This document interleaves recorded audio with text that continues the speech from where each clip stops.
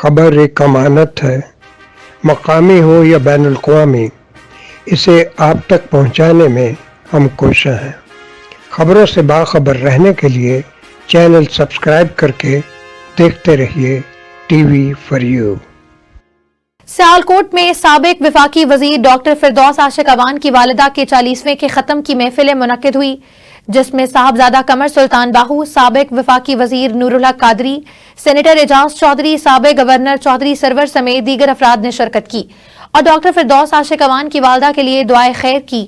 مہمانوں کا کہنا تھا کہ ملک پاکستان کی سلامتی و استحکام کے لیے پوری قوم کو ایک پلیٹ فارم پر جمع ہونے کی ضرورت ہے، اس سے ملک و قوم کو نکالا جا سکتا ہے۔ علماء کرام و مشائخ نے ڈاکٹر فردوس عاشق اوان کی والدہ کی بلندی درجات اور ملک پاکستان کی سلامتی و استحکام کے لیے خصوصی دعائے خیر بھی کی۔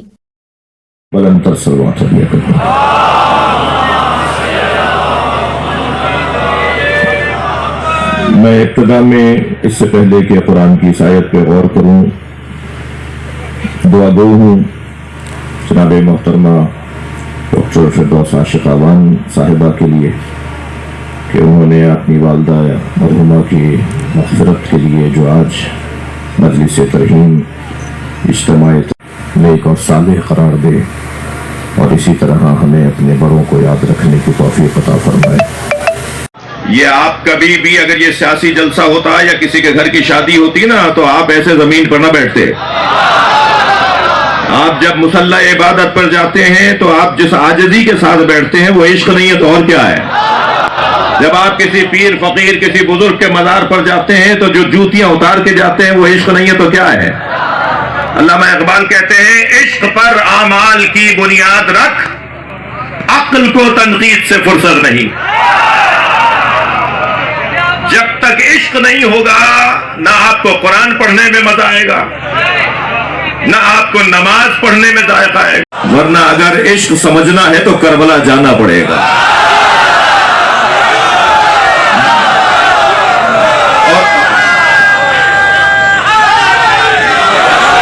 اب میرا دل کر رہا ہے کہ اگر آپ کی توجہات میرے ساتھ ہیں تو علامہ اقبال ہی سے کچھ سیکھ لیتے ہیں۔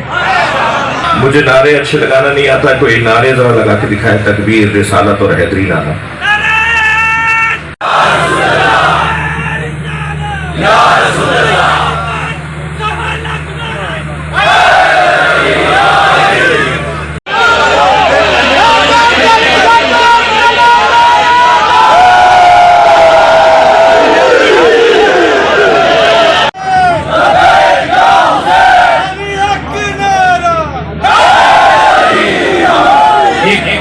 اور میں اپنے ساتھیوں کو بھی خراج تحسین پیش کرتی ہوں کہ جنہوں نے امن کے لیے، دوستی کے لیے، بھائی چارے کے لیے یہاں پہ محنت کی اور سب کو اکٹھا کیا۔ سب کے تہ دل سے شکر گزار ہیں اور ہم یہ توقع کرتے ہیں کہ ہماری جو یہ امن کی خواہش ہے، اس علاقے سے نفرتوں کو مٹانے کا جو جذبہ ہے، سب کو یکجا کر کے ایک اللہ اور اس کے رسول کے حقیقی مشن کے ساتھ چلانے کا جو ہمارا مقصد ہے اس کو ہم آگے لے کے چلیں۔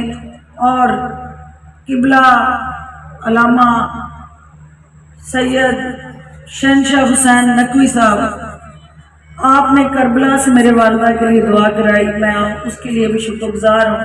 پیر قمر سلطان صاحب، سلطان باہو کے اندر جب کوئی آتا ہے، داتا حضور کے پاس جب کوئی جاتا ہے، یا ہمارے جتنے بھی اولیاء کرام کائنات میں بستے ہیں، کسی نے اپنے در کے باہر یہ لکھ کے نہیں لگایا تھا کہ یہ صرف یہاں شیعہ آ سکتا ہے یا یہاں صرف سنی آ سکتا ہے۔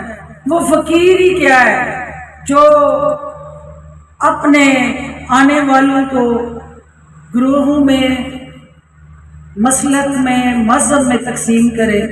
فقیر کا کام ہی سب کو اکٹھا کرنا ہے۔ تو آج آپ جس درگاہ سے آئے ہیں اس درگاہ نے سب کو اکٹھا کیا ہوا ہے۔